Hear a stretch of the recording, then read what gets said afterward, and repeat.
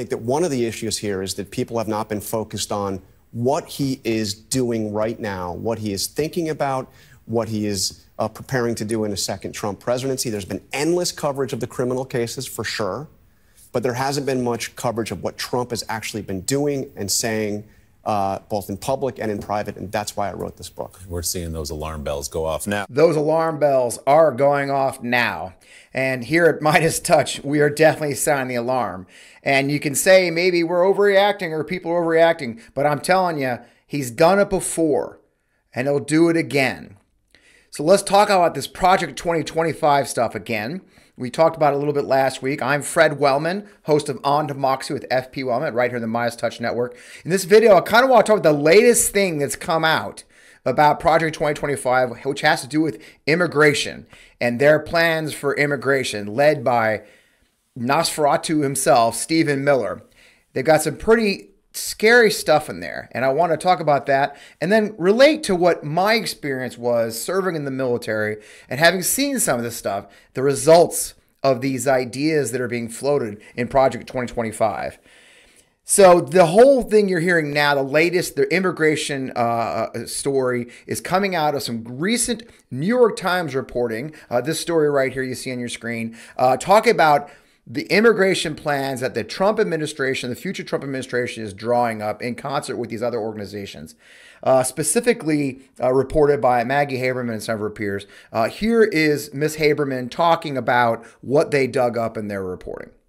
We've done a lot of the reporting on what a second Trump term would look like. And the latest one was on what his immigration plans would be. Obviously, that was one of his biggest issues that he rode into office on in 2016. What would that look like if he were reelected based on what you've heard? Yeah, so a couple of things. He, as you noted, has been pretty direct about that. He said in a speech that he wanted to conduct the largest mass deportation operation in the country that the country has seen, and that he's using an Eisenhower-era model with a racist name, Operation Wetback, as what he wanted to had in mind. Which was actually the name of an immigration program. Yes, that was the name of the immigration program under Eisenhower. That is what he wants to emulate here, or something with that in mind. And when we approached, Charlie Savage, Jonathan Swan, and I approached the Trump campaign about Trump's immigration plan, they referred us to Stephen Miller, who is not formally advising the campaign, but as you know as well as I do, is quite close to Trump, was the architect of his immigration policy in the White House, and is now working on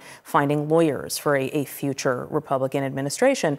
And so they laid out, and various people we spoke to laid out, a very detailed plan that would involve camps on massive open land to enable this expedited removal and mass deportation. They talk about invoking all kinds of different laws that would enable them to get around existing systems. They talk about reestablishing Title 42, which was used during COVID as a protocol and which was initially kept in place by President Biden, and this time for some kind of general illness. And so it's very specific. And this is something that, you know, those of us who have seen Stephen Miller around a long time, this is something Stephen Miller's pretty passionate about.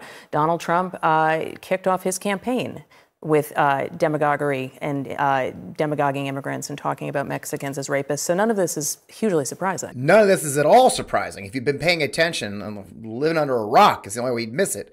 Stephen Miller is obsessed with immigration, obsessed with deportation, architect of many of the most dark and evil things that came out of the first Trump administration, and still doing those things today.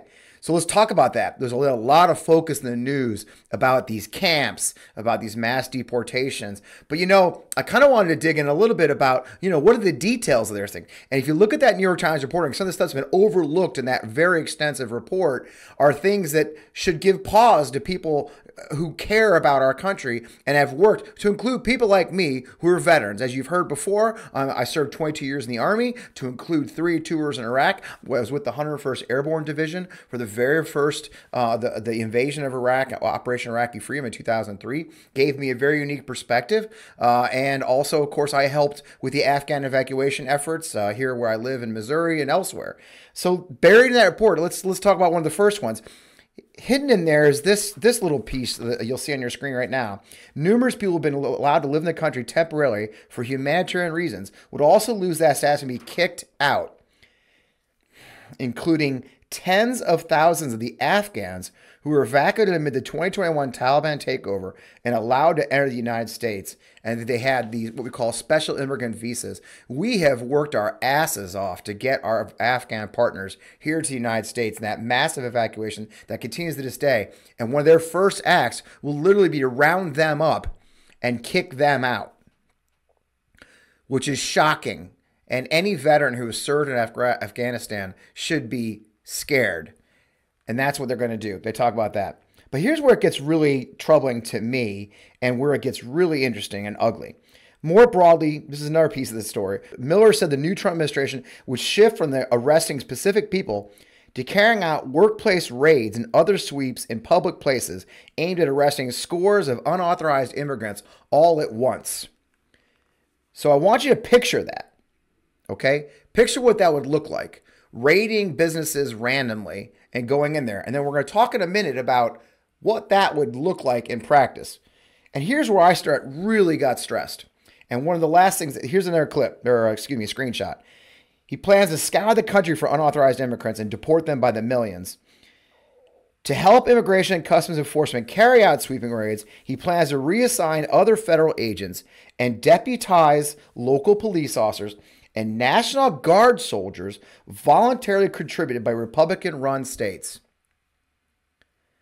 So think about that.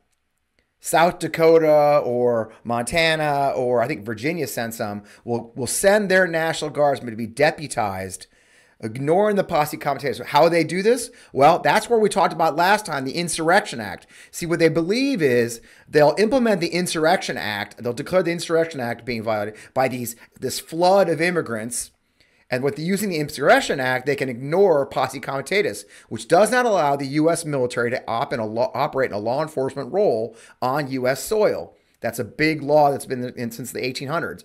But by implementing the Insurrection Act, guess what? They can use the military. So think about that. Johnny Bumblefuck from East Poughkeepsie will be executing raids on businesses in California looking for migrants. So let me tell you a little bit about my background in the military. So a lot of the folks talking about this, you hear it all the time. I think I've said it publicly. They say, look, this is just fascism.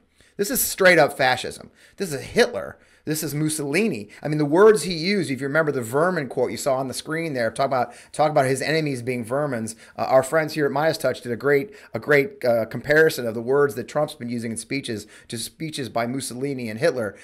But look, a lot of us who served in the military don't have to go that far back. I served in Iraq. In Iraq, Saddam Hussein had been in control as a fascist dictator for 35 years when we took over in 2003. We got into a country that had been racked by authoritarian rule for decades. And a lot of us who worked, and so my job, so you may know, and here's a picture of me working with local Iraqis and getting a meeting. This is what I did for most of my tour, the first tour I was in Iraq. While I was a pilot, many of us in the 101st Airborne were tasked to take care of the local civilians. So I spent much of my first tour in Iraq traveling from village to village, taking care of the local civilians is sort of the connection to the existing military occupation government. I, in many ways, was the local government official in the region around my base in northern Iraq. I built schools, we built roads, and more importantly, we talked. We talked a lot about what life was like in Iraq for 30 years under a fascist dictator, Saddam Hussein. And let me tell you something. It's some dark stuff. Very dark stuff. And so how will these raids, from those lessons I learned in conversations, how will these raids be? So let's picture what we're talking about. So they're going to randomly raid businesses they suspect of having illegal immigrants in them. Well, how would they get tipped off? So let's say you're a painter. You own a paint company in, I don't know, St. Louis, Missouri. And, one of your competitors is doing pretty well. And or maybe you don't know, or you suspect that he's using Mexican immigrants or immigrants from South America as his painting crew. So you know what you do? You dial up DHS. You say, hey, Smith's Painting, they've got illegal immigrants in their offices. You need to check it out. Next, that young National Guardsman we talked about, he and his buddies come kicking down the doors of your competitor's business. Even just having a raid will hurt their business, right? If there are actual immigrants, they'll take away half his employees perhaps and ship them out. Guess what? You just took care of your competition. Didn't you have to fight them? This is the kind of stuff that happened in Iraq. Neighbors would turn in neighbors. If you didn't like the neighbors, hey, look, say they're noisy, they play their music too loud. Hey guys, I think that the neighbors here, the Smiths, I think they're hiding illegal immigrants in their basement. They have a secret hiding place in their basement for illegal immigrants. Next thing you know, DHS is kicking down the door. They didn't have to find anybody. Flip your neighbor's house upside down, make them miserable. That's the kind of stuff that happens in this kind of an environment where millions of people are being searched and deported and turned into enemies for not even breaking any real laws. That's what will happen. And why do I know this happened? Because we witnessed it around the world, and I personally witnessed the results of it in Iraq. And I'm reminded of a story I tell often. You may have heard it before, maybe not. I was talking to Dr. Muhammad. This may actually be the conversation, this picture on the screen right now. That's me as a young major of the United States Army in 2003 with a man named Dr. Muhammad. Dr. Muhammad was a local sheikh. And about midway through our tour, we started having bombs go off on the highway near Mosul, near my base. And they were going off, and we figured out they were being buried in broad daylight. Broad daylight, they were buried. And I remember thinking to myself, how is it that people are driving up and down the highway, Iraqis, and they don't see these guys digging up the side, putting a bomb in, and then sculling up the hill, waiting for American convoys to come by? And I said to my friend, Dr. Muhammad, I said, Muhammad, I don't get it. I don't get it. How are people not seeing this? How are they not seeing this and reporting it? And he said to me, and I'll never forget, he says, Major Wellman, you have to understand, to survive under Saddam, to survive in a dictatorship, you learn not to see things. You learn not to see when the black SUVs pull up to your neighbor's house and the next morning they're all gone. You learn not to see that. And that's how they would survive. And imagine that coming to America, because that's what we're talking about when you dig into this policy of deportation, a system based on mass raids, based on tips. How are they going to get the tips? Who's going to do the intelligence to tip them off? They're going to turn neighbors against neighbors. Is that the America you want? Is that America at all? Where secret police are being sent out, where military units are being sent to raid businesses to look for illegals. They don't have to find them. I'm not going back to that. And here's the thing. Stephen Miller promises this. Here's another quote from that article. He says, any activists who doubt President Trump's resolve in the sliders are making a drastic error. Trump will unleash the vast arsenal of federal powers to implement the most spectacular migration crackdown, Mr. Miller said. Immigration legal activists won't know what's happening. That sounds awfully fascist, be it in English, Arabic, German, or Italian. That's what they're talking about. So as you look at this Project 2025, if you look at these, it's easy to get bogged down in building massive camps and busing migrants, but think about how the system will work. My son-in-law is a National Guardsman. Will he be sent out because his Republican governor sent him to raid businesses, raid innocent people's houses? Is that really what we want in America? This is dark, dark stuff, folks. Very dark. And I'll leave you with what Susan Del Percio says in this interview on MSNBC the other day about how scary this could be. Those who he would likely surround himself with, this next issue is a big one and extremely concerning, because this week we heard Trump confirm all these reports that he plans to use federal, judicial, and military powers to go after his political rivals and put down protests against him. So the question, is it bluster or should we believe him? Absolutely believe him. There's no reason not to. When he has said things that have horrified us, especially going back to 2015, he said no way could he do that.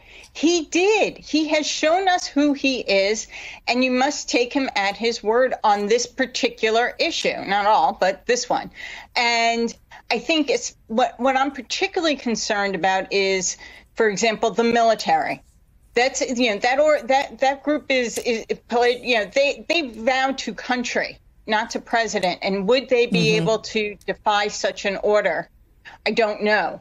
And will our courts hold up, especially if he gets to appoint more judges?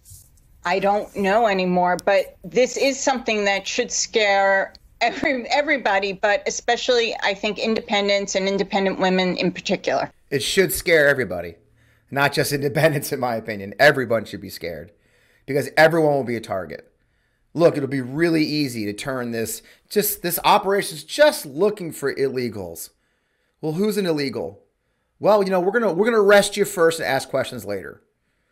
That's some very dark, evil stuff. And that is exactly what they're telling us they're gonna do. We can't let them. I'm Fred Wellman, host of On Democracy with FP Wellman. Hope you watch the show every Friday night right here on the Midas Touch Network. And stay with us. I'm not letting this Project 2025 thing go, and I hope you'll stay with us as we discuss it more. Thanks.